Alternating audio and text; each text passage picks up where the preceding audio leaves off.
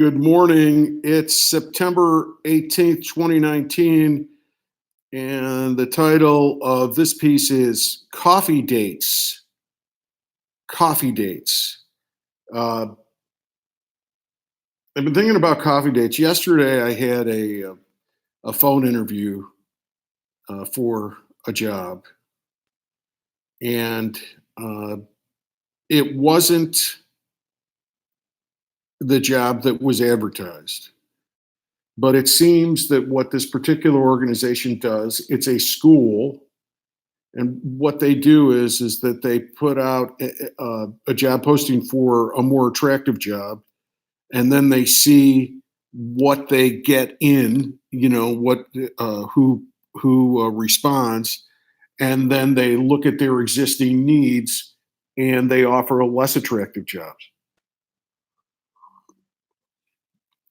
And I looked at I looked into the after I spoke with them, I looked into the school a little bit more.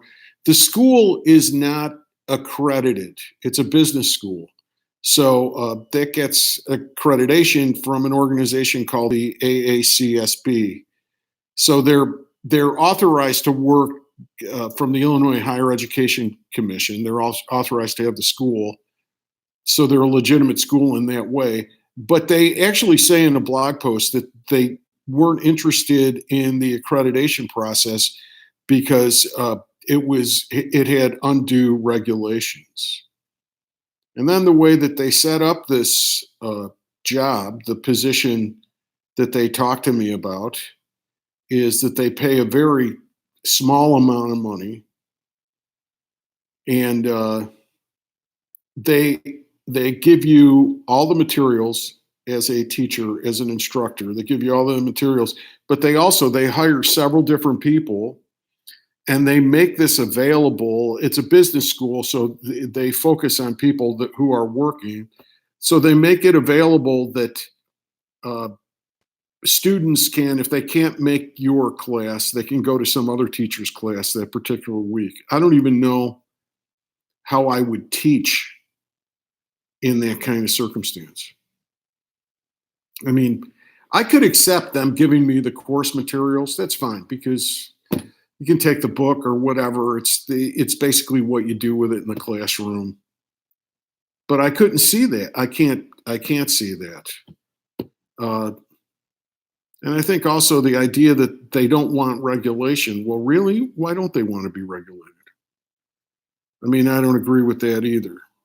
So the job turned out not to be what I'm looking for, and uh, I'm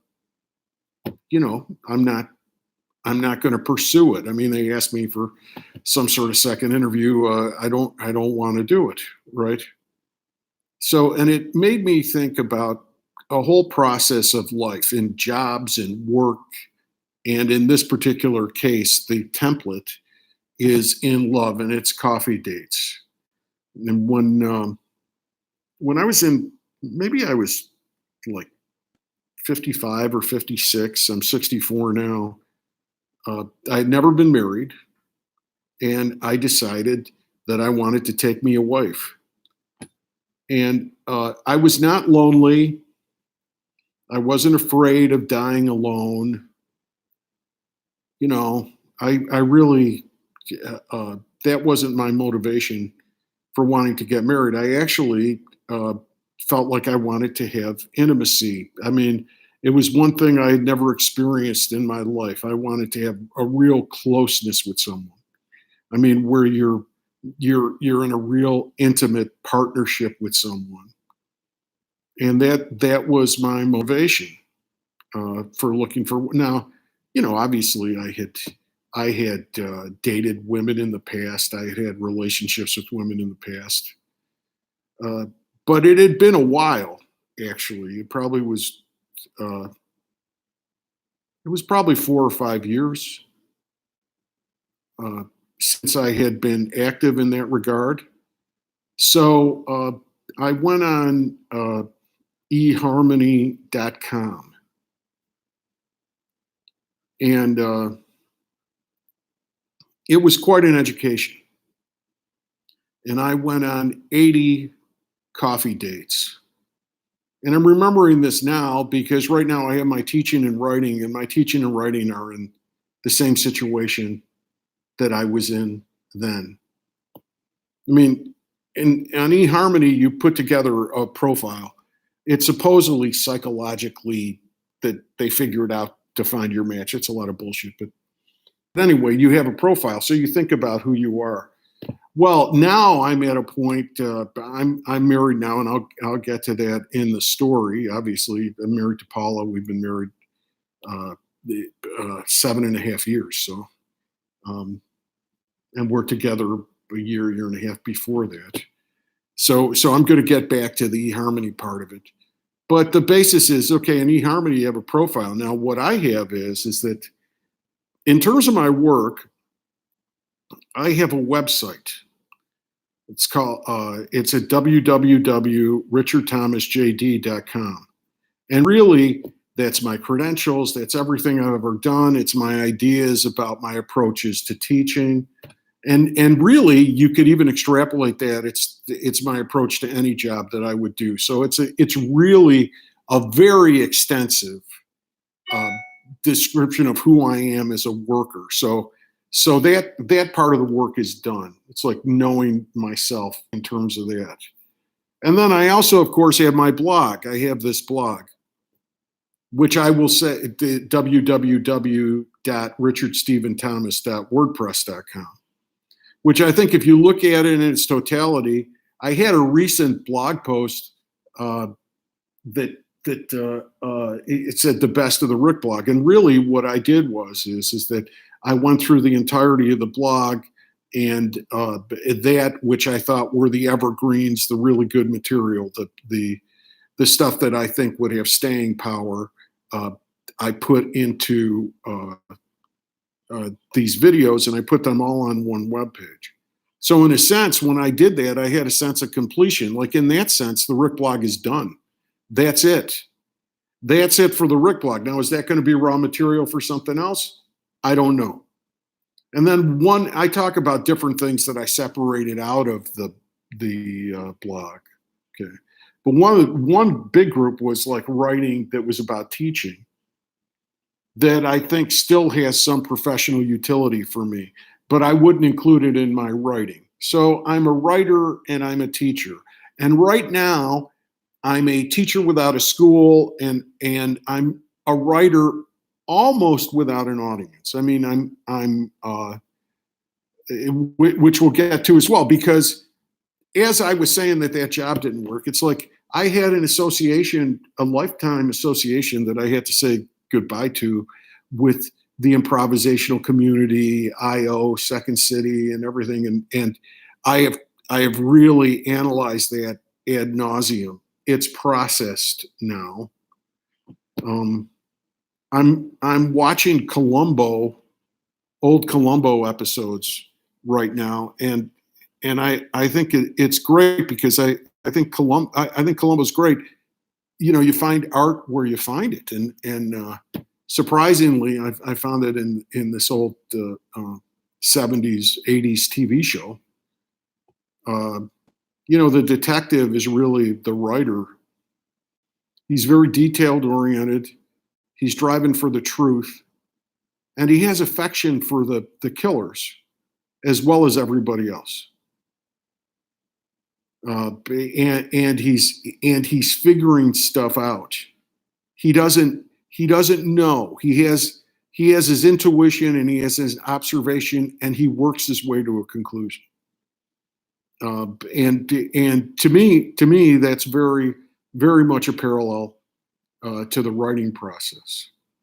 But it's also a parallel to, you know, where do I fit in or where I belong? I mean, right now, and I am saying this with no self-pity at all. As a matter of fact, I'm very happy. But at the moment, in terms of my work, in terms of the teaching and the writing, I'm alone. I mean, I am looking to connect.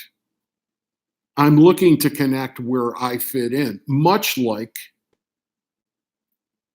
going on coffee dates with eHarmony.com. So the process is is that, well, let's get back to the coffee date process, because this is the way that I'm going to find the home for my writing and the home for my teaching. And by the way, oh, I was at UIC too, and I got a lot out of all these things. I don't have any bitterness associated with it. I got a lot out of being part of Second City Improv community. I never was part of IO, but I mean, in that world, I got a lot out of it. But I transcended it, basically, which isn't to look down on the people that are still where I was. But I transformed. I'm different. Same thing happened to me at UIC. I got a lot out of being at UIC. All these places were the right place at the phase of my life that I was in. So it's not like it's not like that I have any ill will towards any of these places, but I don't fit in there anymore. I don't want to be there anymore. It doesn't fit. It doesn't fit my blog, and it doesn't fit. It doesn't fit my website, which are really the documentary representations of my work and of my person. This is what I'm trying to work out on this process. And one thing I learned on these 80 coffee dates, first of all, it wasn't really dating. There wasn't sex involved in it. It was kind of like being an archaeologist. I was studying the aging American single female, and also myself. And one of the things about the process is it goes inner and outer. So I realized something early on. I had changed. I had been out of circulation completely for, as I say, for about 5 years. And when I went back to it, age did make a difference. It didn't make a difference in terms of quality or opportunity or anything. It makes a difference in terms of who you are, what you want. So I went in with a vague idea. I had this word intimacy in my mind, and then I got more of an understanding of what it was or how to make that work in the world. But this is really all just work. It's just work. It's process. It's process. And so the process was I learned a lot. For example, I learned that, like, I'm not a good match for yoga instructors. I had coffee date interactions with a maybe more than one, a yoga instructor. It's like, they're flexible and I'm not. I'm cerebral and they're not. And then you say, well, that's a generalization or something. Maybe, I don't know. Probably, maybe, but anyway, I learned that these specific yoga instructors weren't for me. I also learned some things that weren't politically correct and are definitely not my feeling about everything else. But I also found that culturally, I needed to be somebody who had a little bit of the same basis as I did, at least at that point. I think it would be different now, but I'm not on the market for that now. I mean, I'm very happily married. I love Paula very much, and so I'm not on the market for that now. But at the time, I think actually after working at UIC, I opened up a lot to other cultures, because I think that I was more like removed from it. My experience was keeping me in a little bit of a narrow lane in that regard. It was a very broad experience, like intellectually, with reading and film and art and everything. There was a lot of it where my experience was very broad, and I definitely had a broad experience regard to class and economic class. But I think there has been a lot of changes in America that I didn't realize were happening, and now I do. And I think I would have a different relation to it now after teaching at UIC, where one great thing for me in that job was that I was exposed to this diversity. And to me, diversity is more than just sort of some corporate concept. I mean, to me, it's a wonderful thing. There's a diversity of the difference in the ethnic differences, religious differences, gender, and all that, and also the diversity of individuals, which I thought which I loved. I mean, I really.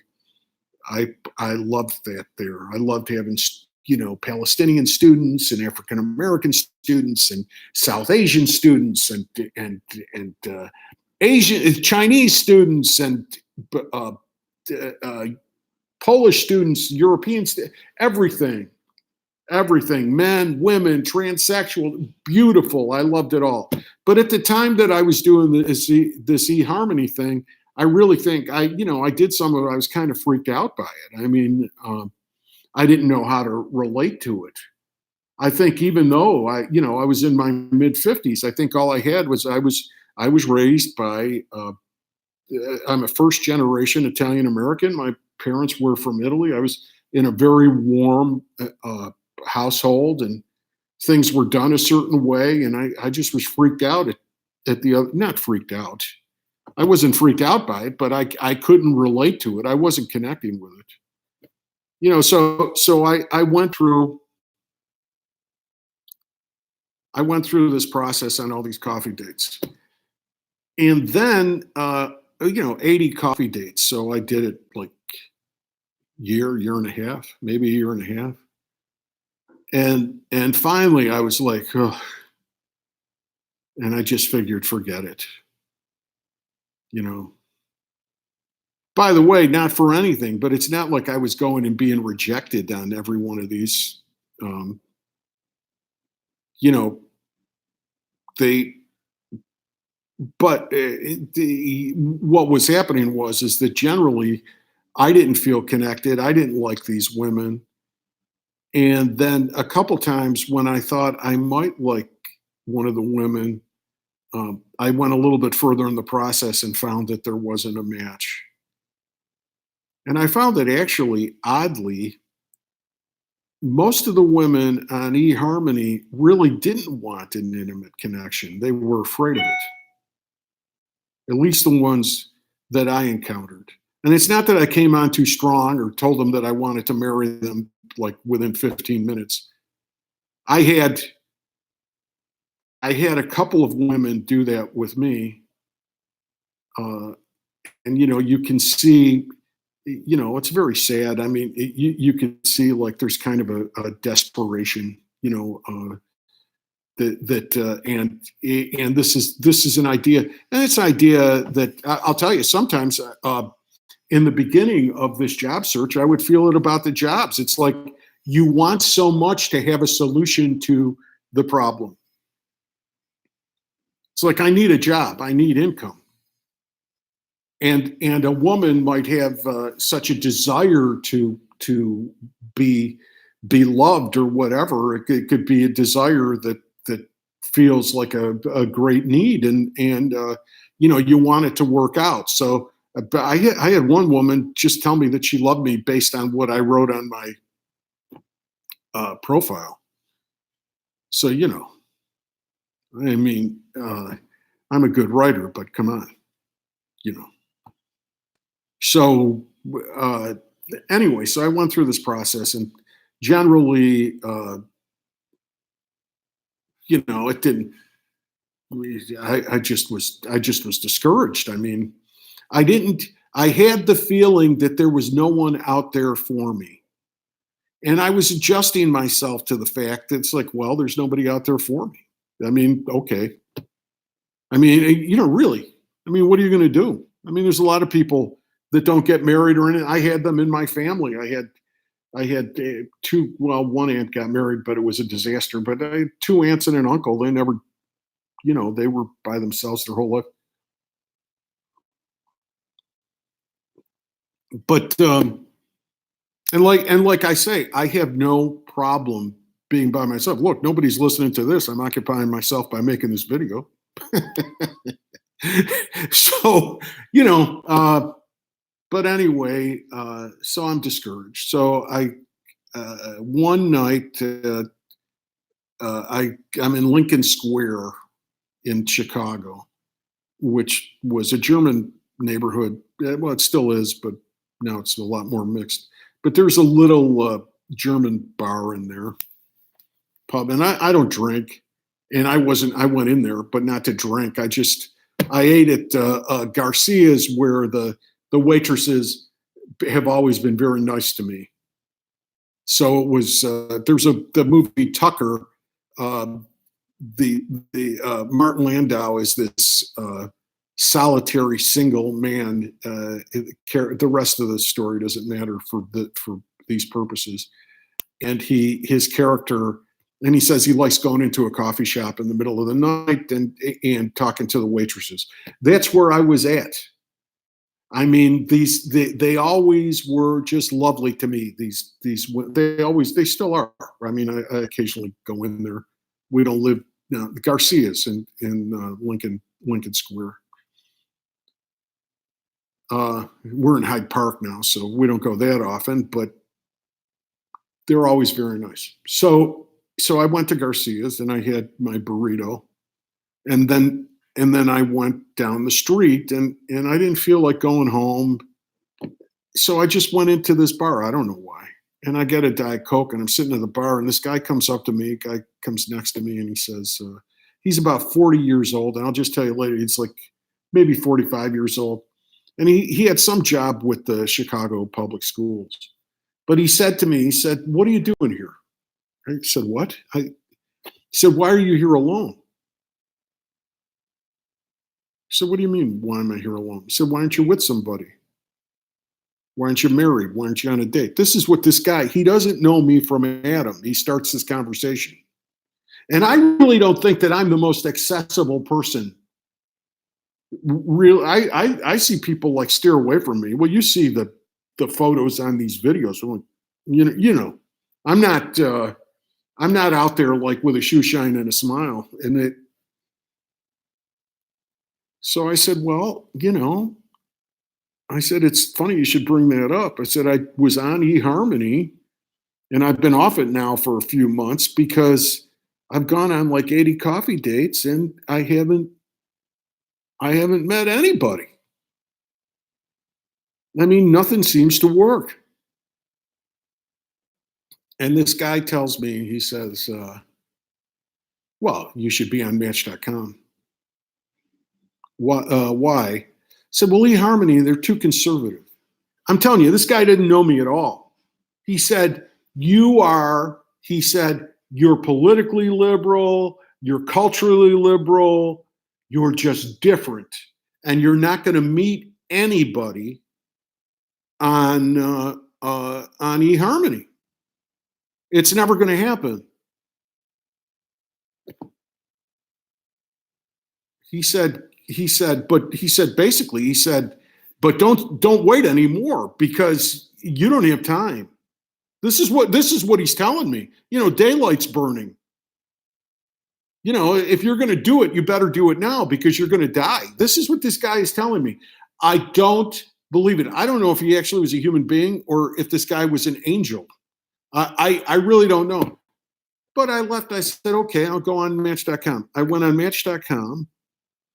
The first person that I connected with was Paula, Cooler by the Lake. That was her, because she was living, and then we lived there for a while. She was living up on like north on Sheridan Road, 5300 North, north of Wrigley Field. For those of you who aren't from Chicago, so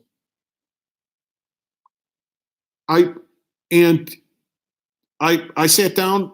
I sat down with Paula, and within a couple minutes, I was thinking to myself,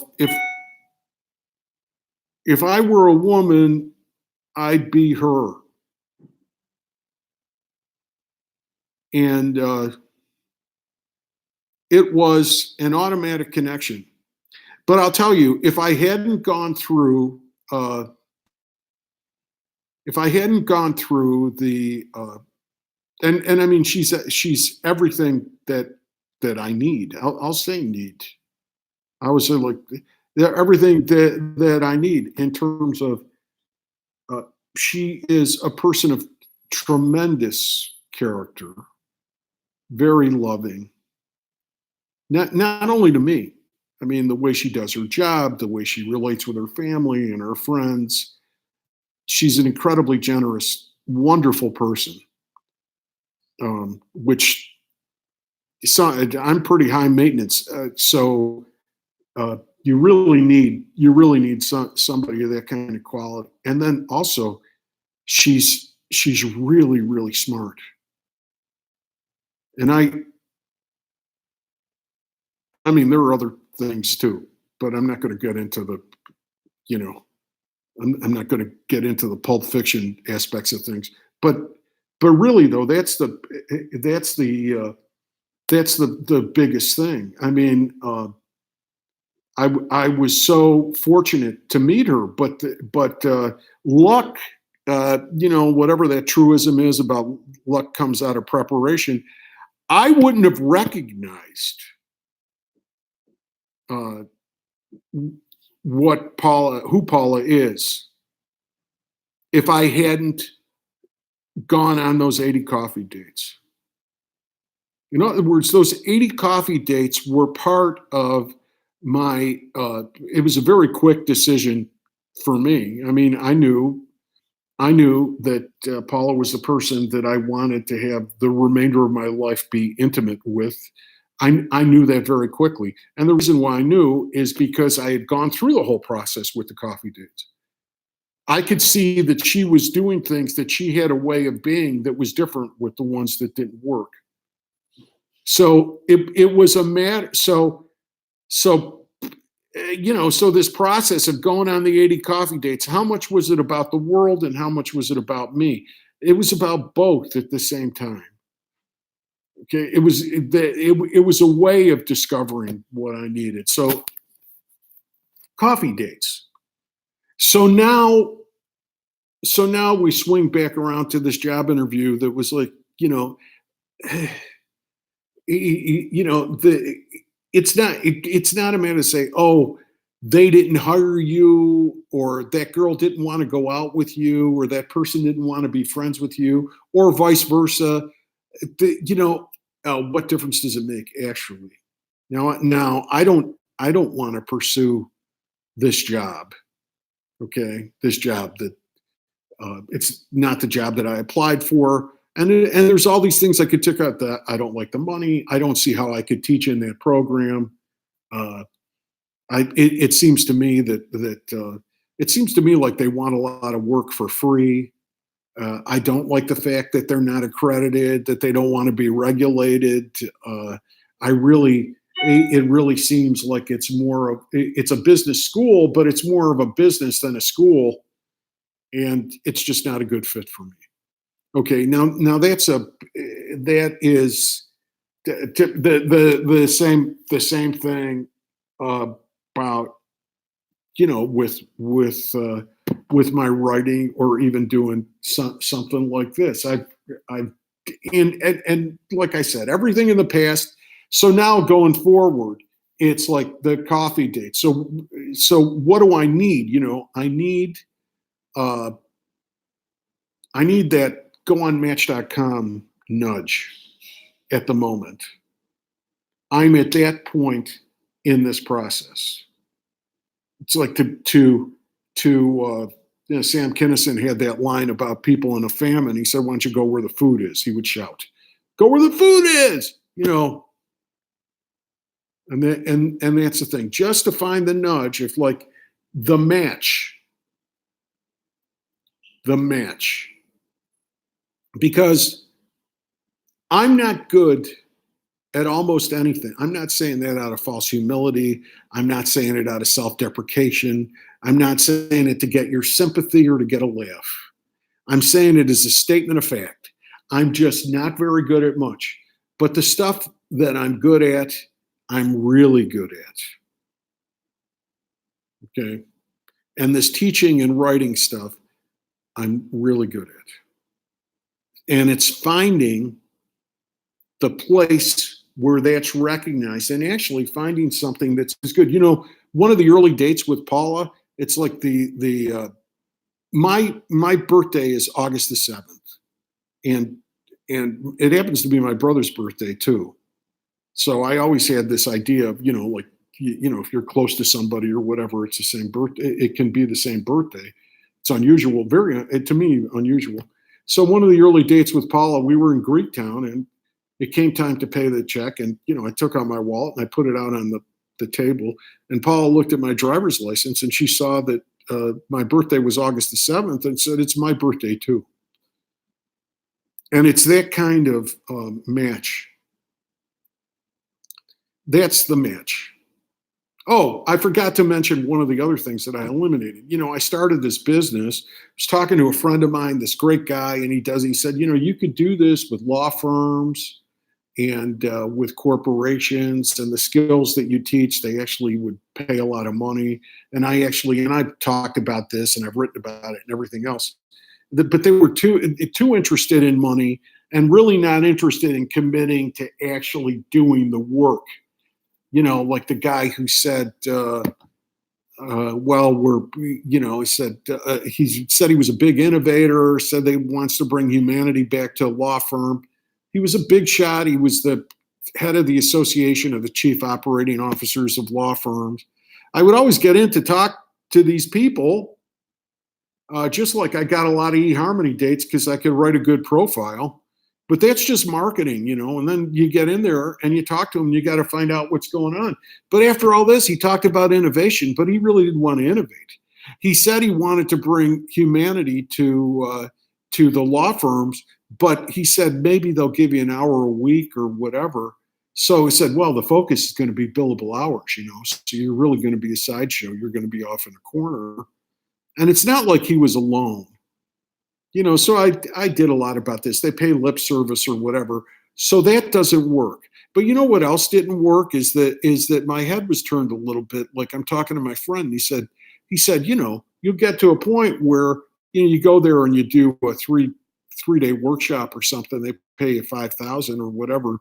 You do 20 of those a year, and what a business. And you'll do more than that, and you'll make good money, and it won't be that hard work. You just have to get traction and you have to get started and everything. But they're not. I didn't like them. I did that for about. I did that from March until it took about 4 months. I had a lot of these coffee dates with partners in law firms, legal administrators, deans of executive education programs, and they just, it's just not me. It's not me. They're not serious enough in what they want to do, and frankly, they don't really value it. They just want to check off a box. So they weren't a good fit. So now, what I'm doing right now is that every Thursday, the Illinois Higher Education Association has a list of all the higher ed institutions in Illinois, and I go through their job sites and I'm posting for jobs. So it's like, what am I looking for on these jobs? Well, I'm looking to do what's described in my website. I'm looking to. I really can't control this. I want to be the person that is described in a documentary way on the blog, which I wouldn't have any expectation of anybody to go through that. But basically, what am I? I'm looking for a positive place that's doing something positive for the world, which I have my questions about this place that I interviewed with yesterday, whether any of that is really positive. It seems to be, it seems a little hinky to me, what they're doing. And also, I want to be personally respected and recognized and seen, loved even. I don't know. Is that too much to ask for in a job? By recognized, I don't mean that people have to kiss my ass. I don't mean anybody has to give me a parade or call me hair doctor, professor, or any of that. But it can't be condescending and controlling or whatever. In other words, good people who want to do good work and who treat each other well. Now, I know that it's out there. because Paula was out there. And I'm hoping that maybe I'm due because I think in my travels, more with the teaching than the writing, to tell you the truth, in terms of, I mean, the writing has traveled very much in terms of what it is. I mean, I've been working on it. I've gotten better and better at it. I'm actually, I'm very happy with it. I mean, I think it's definitely ready to share with the world, but it's like, who do you connect with? Who's worth it? You know, who has the same values? I did the Rick Blog Live on Stage. I did all this stuff. I'll tell you, the improv and comedy community, it is not my place. I'm not in that. Ugh, no, no, that's not where it belongs. And then I went to the Iowa Summer Writers Workshop. It doesn't belong there either. You know, it's like so that I'm not quite as clear at. But anyway, these are the things. So I'm hoping that I've done the equivalent of my 80 coffee dates, and I connect. I connect with other people in order to be effective in this work. The last thing that I've well, that's for another time. Well, I'll go into it a little bit. Here's the type of thing I'm really good at. I'm watching Morning Joe, and they're talking about, well, we're tribal and we're arguing with each other, and we should see the good in the other. It's not a matter of seeing the good in the other. That's not what's going on right now. Corey Lewandowski testified in Congress, and he's asked by the committee counsel a question. He said, "Well, I didn't have the benefit of going to Harvard and getting a law degree, and this is the psychology of fascism." So there's envy. He didn't have the benefit. He didn't have the break to go to Harvard. The fact is also he didn't have the intelligence to go to Harvard. Not to say that there aren't legacies and people that go to Harvard that don't deserve to be there. You had that whole scandal with Lori Loughlin, whatever her name is, Felicity Huffman, and the rest of them. But the resentment goes beyond that. You know, it was like with on TV they're saying, well, you know, if we'd listen to both sides, because each side is sort of right about some things. Okay, let's get some distance on one. Sarah Palin, 2008. Did she say one thing that was right about anything? That's not a matter of being tribal. I mean, what she said was intellectually and morally appalling. And what's the dynamic of it? It is that envy. It's like Lewandowski wants to be the senator for New Hampshire, from New Hampshire. He belongs in the United States Senate as much as I belong on the U.S. Olympic team. I mean, it's ridiculous. It's ridiculous. He doesn't have the intelligence, the talent, the character to have these positions. But this is the battle. But these positions just exist for this narcissism of saying, oh, well, you know, I hate, you know, they hate everybody that has everything that they don't have, instead of earning it. Now, on another MSNBC story, a young girl was talking about all the injustices of homelessness, but then she was saying, well, this is what I'm going to do to beat homelessness myself, which is the moral and intelligent thing to do. So it's like there's like two sides of it. Society has to be more compassionate by a long shot and not make things so hard for people. But people have to take responsibility themselves, not just to succeed or make money or get a title like Lewandowski or Trump or Palin or any of these people, and the people who aren't in politics that are just like them, but to actually achieve something, not success, but achievement. quality, and that's what I want to help people do as a teacher and as a writer. Actually, that's my value. That's what I want to help people do. I want to help people uh, find their best human potential. Because what happens is, and this is the dynamic we have in this country right now, the envious, the Palins, the Lewandowskis, the Trump, the envious, they bully their way into power. They dismiss everything that involves any sort of intellect or character. And you end up having baby concentration camps and a president who's actually like two steps away from talking about the genocide of homeless people. And the last thing about that is that I think that, and I think a lot of people are aware of this. I don't know how many are aware of this. I don't know if people get that, refugees, migrants, homeless people, hurricane victims, the most vulnerable get abused. They're not going to stop there. They're coming for all of us. So all this tribalism stuff and everything, it's like, no, they really have to be defeated.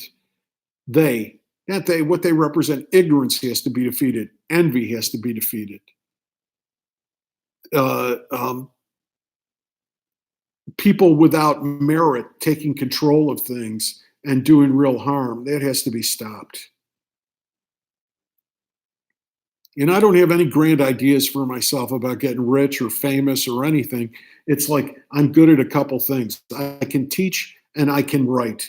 And those two things are about that. It's really about human development. And one more thing. I mean, when I say teach, I don't mean I teach people how to be human beings. It's I work on it myself, and then I facilitate and lead people who are less far along in the process. All right, so give me if you think of it, send a good thought or say a prayer or something. And this is like really, I have no right to ask for this, but I am. And send me good wishes that my next coffee date, in terms of my teaching and my writing, is like my coffee date with Paula. Just give me the good wishes that I connect with people of intelligence than heart that have similar values and recognize who I am, and with whom I could have some effectiveness and do something. Okay, that's it. See you next time.